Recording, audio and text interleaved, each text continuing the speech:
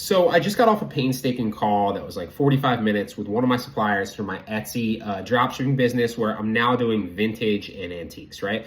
I still think print on demand is a great business model. I still do it on Etsy. It has its advantages, but there's really not a lot of competition for drop shippers on Etsy doing vintage and handmade or antique stuff, right?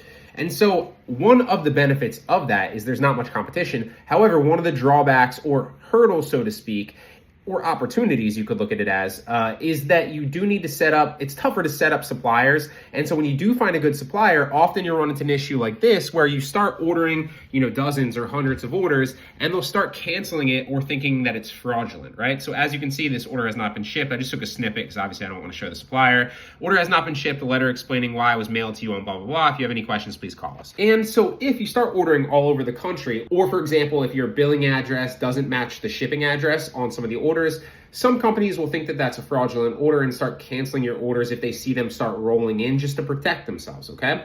And that can be a nuisance and a major headache, because you then need to go ahead, contact them, reveal what you're doing essentially. Now, you're not gonna sit there and be like, I'm drop shipping your products.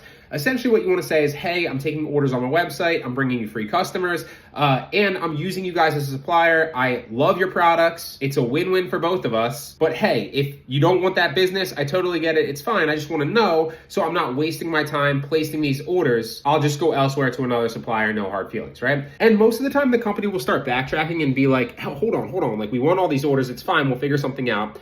But today was a specific circumstance where they canceled about 20 of my orders recently, so it's a major headache. I had to get on the phone with them. They transferred me from department to department, from the credit department to the fraud department to the special buyers department to an internal email that I'm waiting on now to see, if we can move forward with this specific company. Why am I telling you this? This is a hurdle that most people aren't going to want to, jump over and stick through. But it's these type of problems that when they pop up, if you can just get on the other side, it's really not that hard.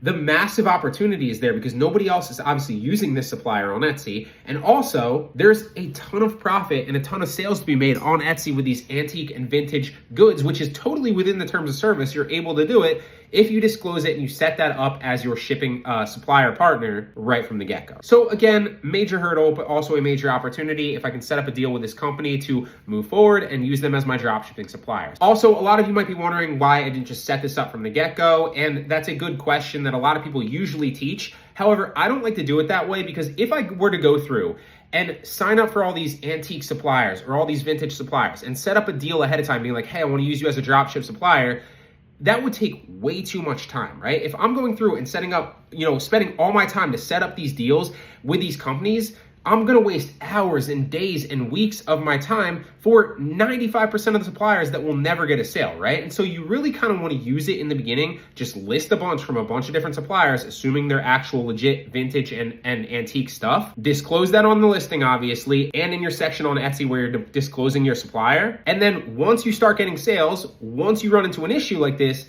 that's when you want to reach out and obviously build that relationship, that trust with the company. Another company that I did this with, I think it was like 2-3 months ago, did the same exact thing, right? They started canceling my orders. I reached out to them. Now I have a better relationship with them than ever before. They constantly get in contact with me. They're constantly nice. If I have an issue with an order, they're quick to resolve it, whether it's a refund, whether it's a damaged product, which unfortunately with them does happen quite frequently because some of them can be a little bit antique or, they break frequently with some of the specific products. But nonetheless, still a great opportunity. They always give me a full refund. And if there's something that's like stuck in transit or it hasn't been shipped out fast enough and I get a question from a buyer that's annoyed like 3 days later after they place their order, I reach out to them, they handle it for me, and it's been a great relationship. So just wanted to kind of touch on that today.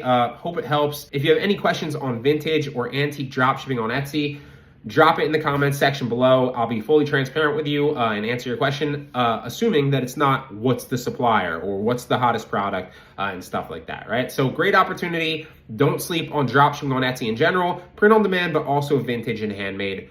Phenomenal.